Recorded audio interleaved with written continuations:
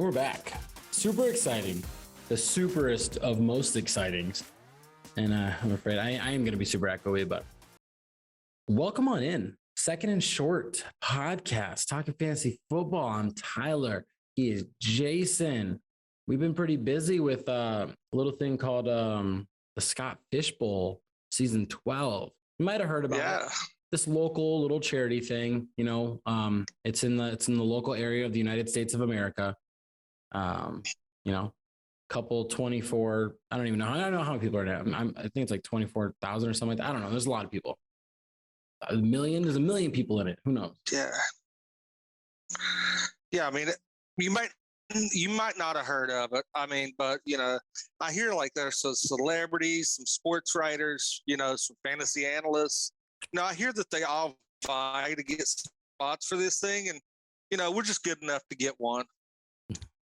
Lucky enough is more like it. But what we're going to do is we're going to talk about let's talk about our approach to Scott Fish Bowl. And we're going to talk to you guys about what has transpired up to date.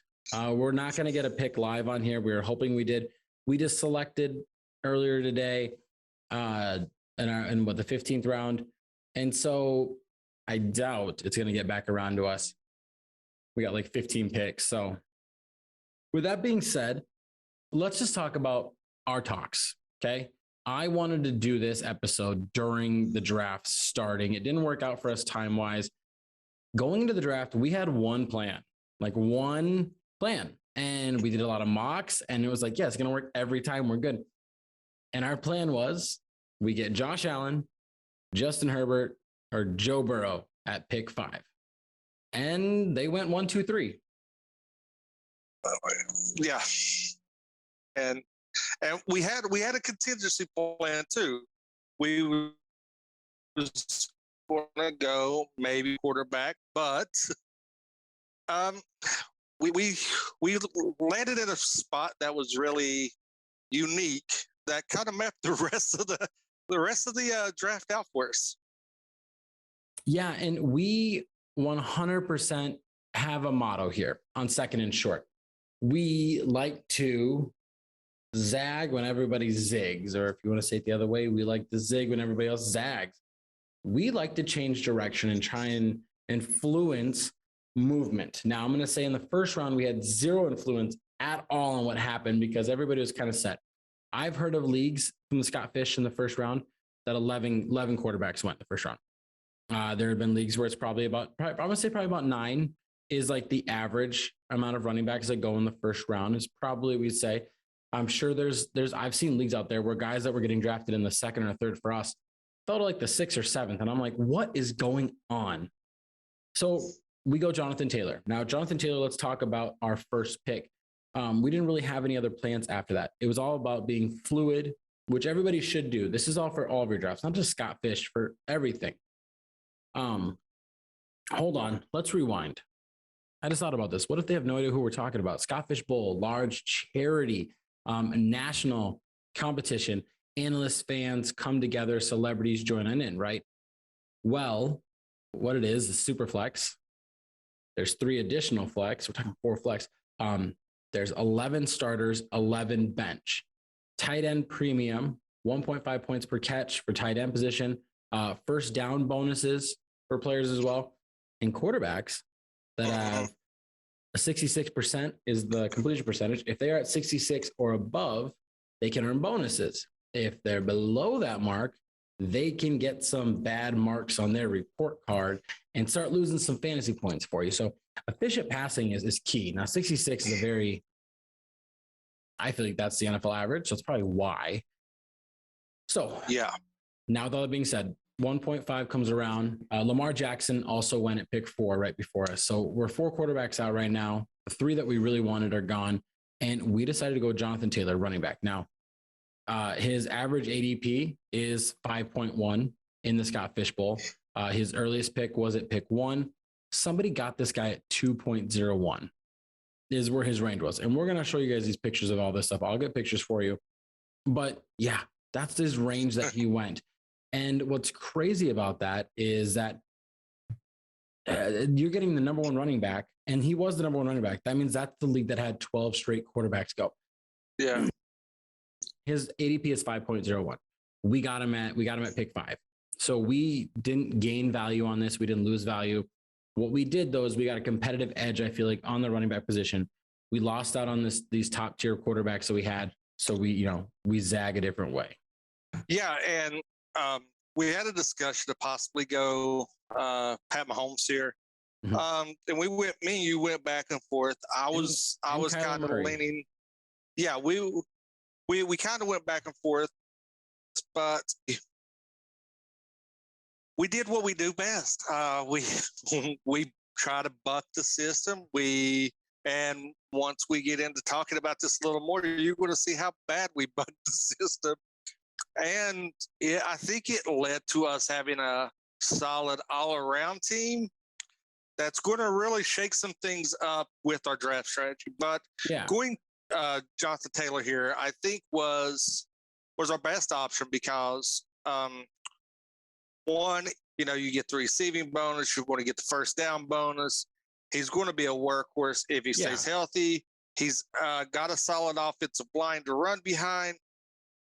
And, I think this was where we had to make the educated decision to secure somebody because he's in this type of format. He's one of the few outliers from quarterbacks that's getting well over 300 points. Yeah, and that was kind of a key. In our first few rounds, who can get 300 points? That's what we wanted to maximize. If you can get 300 points, I forget the guy, and I wish I can give him a shout out. We follow him on Twitter, and he did his projections of the Scott Fish Bowl based on their point scoring, and he had like 28 guys projected to hit over 300 point mark. So when I looked at those projections, my goal was, and it wasn't necessarily just them, but I kind of used that as a range. I was like 30. There's probably 30 players that are going to score over 300 in this league. We need to lock up 3 to 4 of them if we can. Well, everybody else is trying to get these quarterbacks. Let's take a value here. So we decided to, and mind you, pre-draft, we were saying first 3 to 4 rounds, we're getting 2 quarterbacks. Like we were locked in that mindset. Yeah. And value kind of fell. And we kind of, first round, we kind of say who we like. And Jason kind of gets final say. Second round, kind of said who we liked. I kind of got final say. And we kind of just like went back and forth, except for when this guy made a pick when I was still sleeping. But that's okay. We'll get to there. So, hey, you leave me by myself unsupervised. As you're saying, things go crazy. They go hectic. Lots of quarterbacks go. Yeah. What do you have for first round quarterbacks? We had how many go in that first round? Let's see. 4, 5, 6, 7, 8, 9. 9 quarterbacks win the 9 quarterbacks out of the first 12. So then we get back around second round. We're drafting at 2.08. Pick 20. By pick 20, how many quarterbacks have been selected? 1, 2, 3, 4, 5. 5 additional, so 14 out of 20 picks. Before we even hit our second pick. 14 out of 19. So we had a choice to do. Now, Travis Kelce already went in the second round, which kind of show you our little round 2 going. So we decided, you know what, let's do what we just did again. We got the running back one. Why don't we get the tight end one? So we grabbed Mark Andrews right here. I thought it was a no-brainer. I thought, okay, there's like 5, 6 quarterbacks I like here. On the turn when they come back, let's grab a quarterback. We'll be good. Like not everybody's going to go double quarterback, right? Like we should be fine. Even though, like I said, we're already 14 in. So we're already out of the QB1 category if it falls how it's supposed to based on ADP. So we got Mark Andrews. He has an ADP of 17.6. We got him about almost 3 spots past his ADP in this concept, in this format. We got a little bit of value there. Mark Andrews and Jonathan Taylor, while they might not finish as number 1 again, they both should finish in the top 5 of their position. And they both should be in that top 30 to 40 scorers overall in the league. Yep. Yeah. And this is, like you said, this is where we are liking to try to make up what we may miss out on quarterbacks at other key positions that don't hold the value that a quarterback does in this format. Because, I mean, you talked about this multiple times. Tight end position in this league, after your first 4 or 5 is a significant drop. I mean, it's almost like a cliff. Yes. So securing a tight end here was your call, and it was seeing how everything pays out. I do feel it was the right call because we got the value and we locked up a key position that does have a steep drop off after the probably 4 tight end 4. We see the drop off.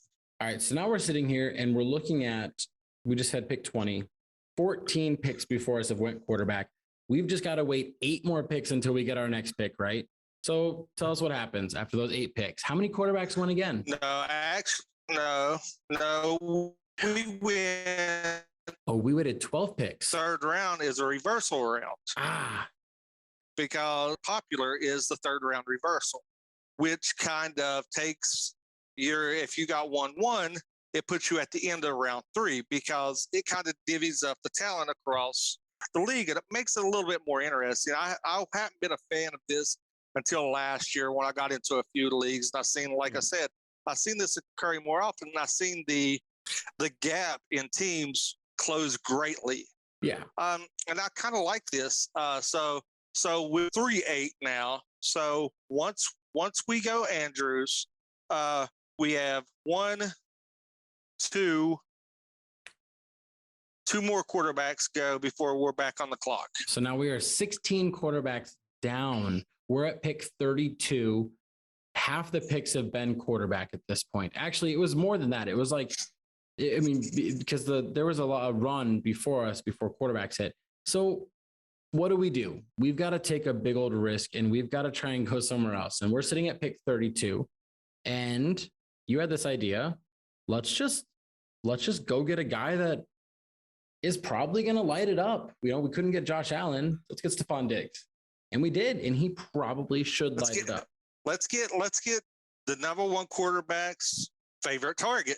Mm-hmm. And this is where we came into the discussion of let's go no QBs till late. I've caught a lot of flack on, and we've got some interesting comments. I'm in a chat with the other additional owners in the league, and they kind of gave me the side eye. Was like, okay. And I feel that this is where we got value. Where is he typically going? He's going at pick 31 is his ADP, and we got him at 32. So we kind of got him right where he sits, and we just start discussing the mastermind plan that no QBs. And we do it. And so now we're in a position where, like, I mean, we're looking at Jonathan Taylor should be top 5 in his position. Mark Andrews should be top 5 in his position. Stephon Diggs should be top 5 in his position. All these guys should score in the top 30 points if they finish top 5 where we project them. And we're making up this ground where we decided not to go quarterback in round 1. Because of that, we were behind the 8 ball of getting a potential QB1. Well, everybody else is thinking of QB1. We actually still get a top 12 quarterback fantasy-wise, we think, later in this draft. So what do? We come back around 8 picks later. Now we're sitting here at pick 40. A couple more quarterbacks go after us. A big surprise here towards the end of the third, beginning of the fourth. Jameis Winston comes off the board really early. We were projecting him to fall to at 6th, the end of 7th, third. or 8th. And at the end of the third, he goes. And Winston was our target. We were like, we're going to get Winston and we're going to get Wentz and we're going to get them at 6 and 8 and we're going to be great. So I just said, you know what? Who cares? Let's keep going. Let's get another top 5 type value guy. And we take a guy with an ADP of 38. We get him at 40. So again, we're getting a little bit of value everywhere. We take Deebo Samuel. This is madness, right? This is crazy. And everybody's been telling me, and I've been listening out here, and they're like, well, he's not going to run the ball as much, right? Like he's not going to have 30, 40, 50 rushing attempts. And then in my mind, I'm sitting here and I'm like, what's he going to do? Say, no, I'm not going to go on the field. Like these guys are winners. They want to win. And if there's an opportunity for him to help his team win, he's going to do it. And I like to think that this whole saga is overblown. The social media is overblown. but we get him as like wide receiver 8, and we get him in a spot where we get a little bit of value, and he could be a top 5 receiver. Or if you're watching our videos from earlier in this year, somebody kind of predicted him to be wide receiver 1.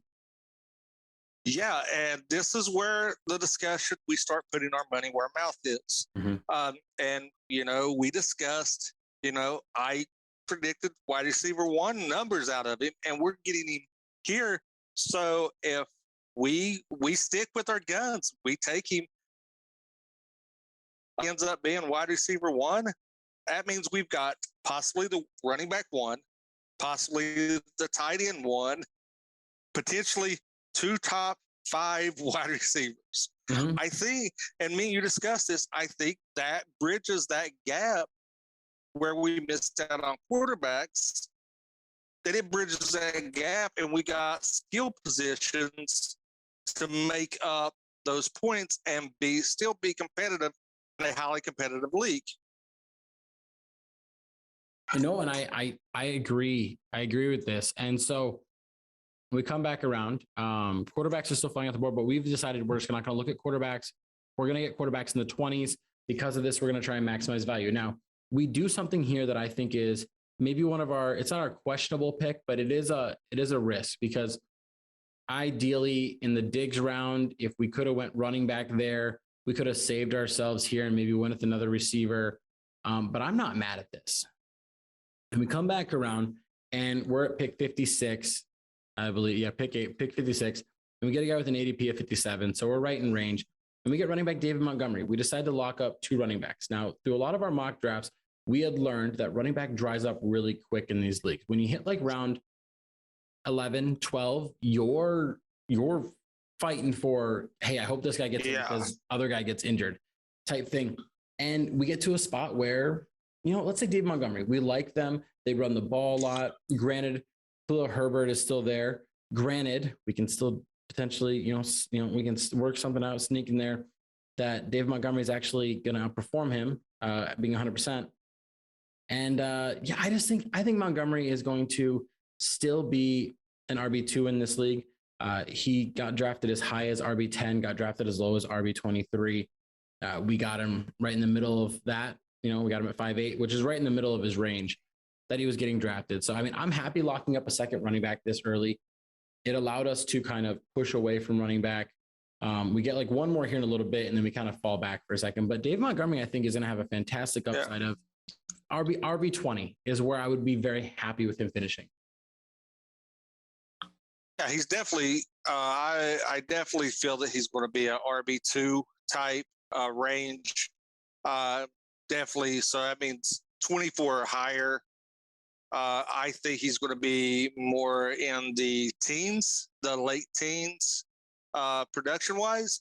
But he's a big bruising back.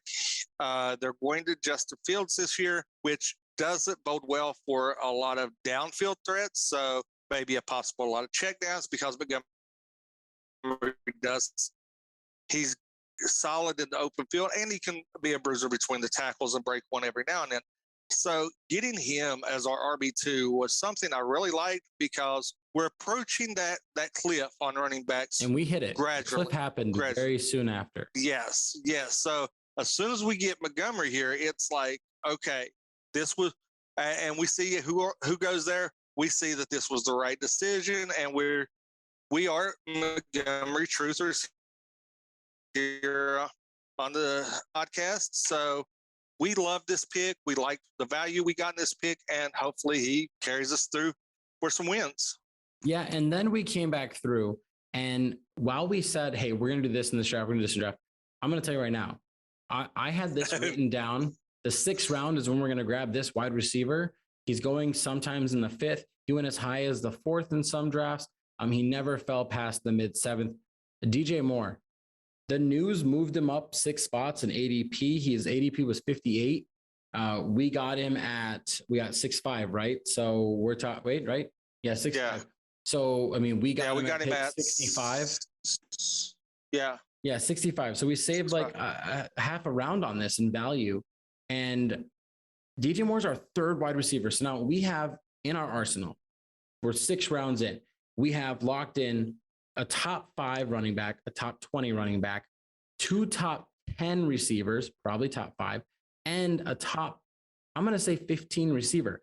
DJ Moore has been finishing anywhere from 16 to like 20 for the past 4 years. I don't see why that uptick doesn't go. All he needs, literally, if he doubles his touchdowns, which I know sounds crazy, but like he hasn't had a touchdown season more than 4. If he just scores 8 touchdowns and we don't change anything else about his stats, just his 8 touchdowns, he jumps from like wide receiver like 18 to like wide receiver 11. It's insane how much those 4 scores change everything. And I mean, if you meet that halfway, he's going to jump up into the top 15. And now we have 3 top 15 receivers plus a top 3 tight end. So while we lost the value on quarterback there, we're gaining value by having these top tier at their positions.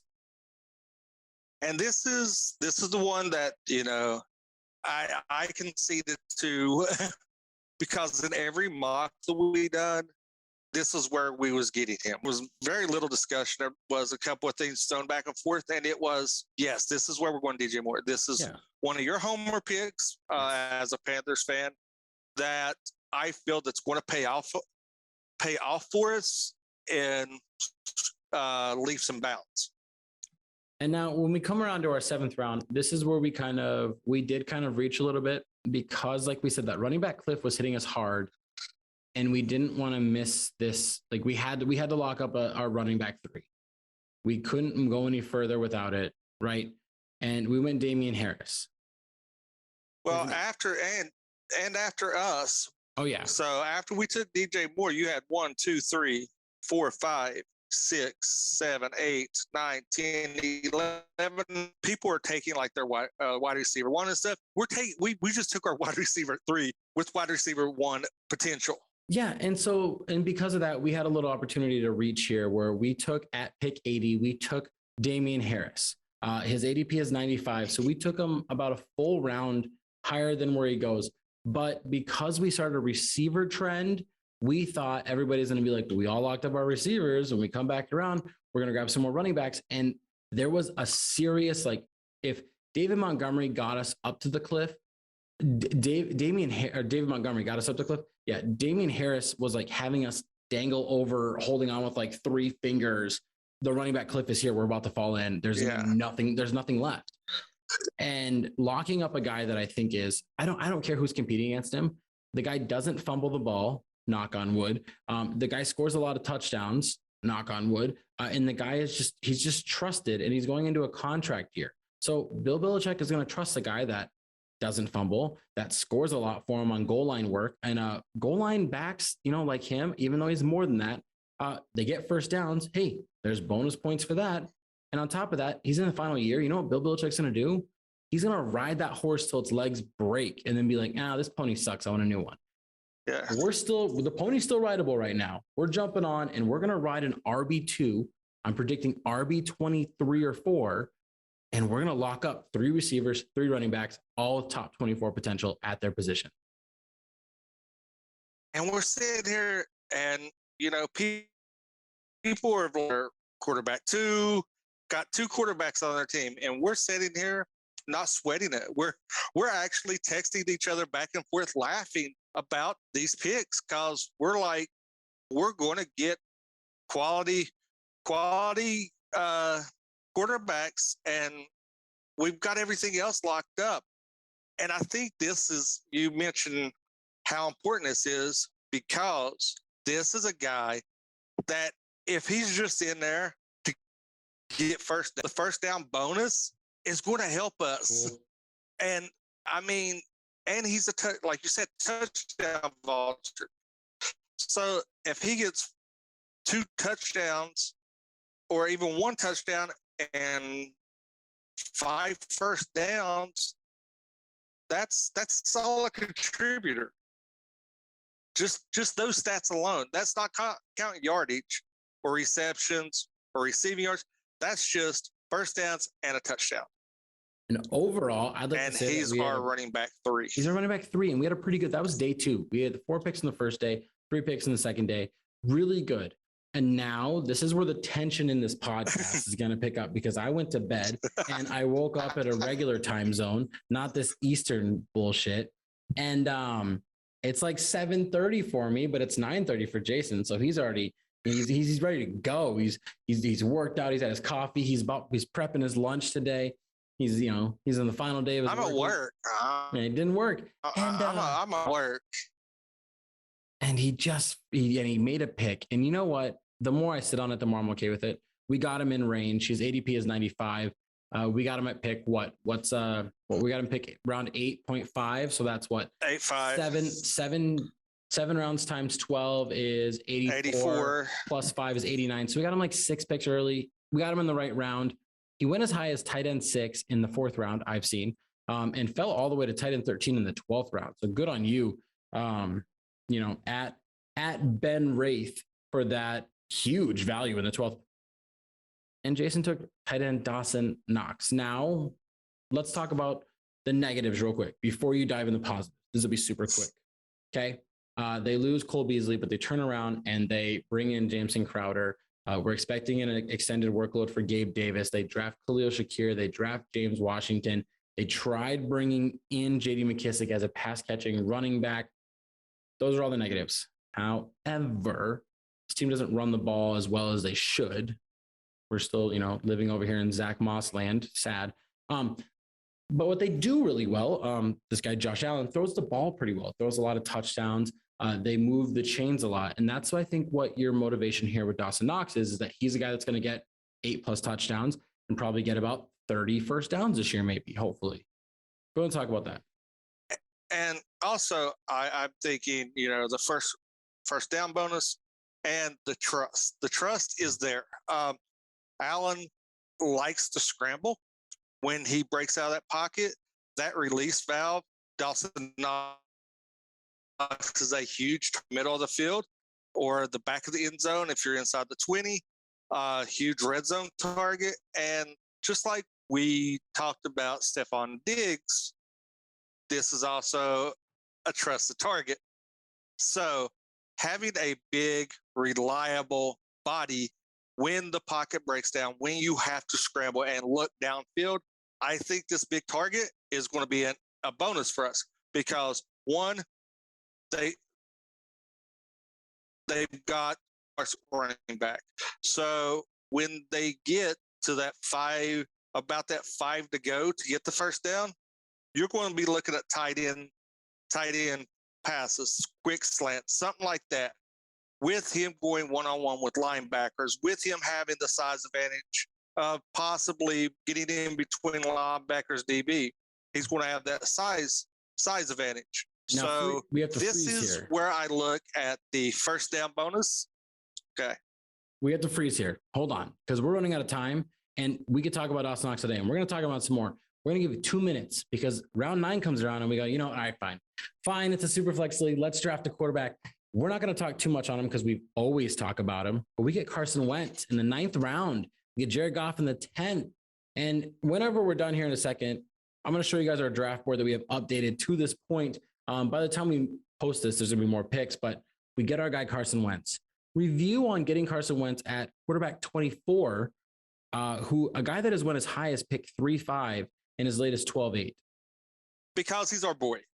He's our boy. I mean, this is the QB we've hyped on his podcast, on our podcast. So this felt right. This is the fantasy football gods bestowing upon us. Again, put your money where your mouth is. Here, Wentz is sitting here. You guys hype him up. Here's your opportunity to back it up. And that's exactly what we done. And that's the big thing here. I mean, we've talked about Mark Andrews is probably going to finish as a top 3 guy. Jonathan Taylor is going to finish still in top 5. Deebo Samuel is our wide receiver 1 prediction this year. Your guy. I think Carson Wentz has quarterback 12 potential, and we get him at quarterback 24. We got him and Jared Goff. And Jared Goff, mind you, we got him in the next round, finishes quarterback 24 last year. Had he played those extra 3 games that he missed, with his average points per game, we're talking about quarterback 15/16.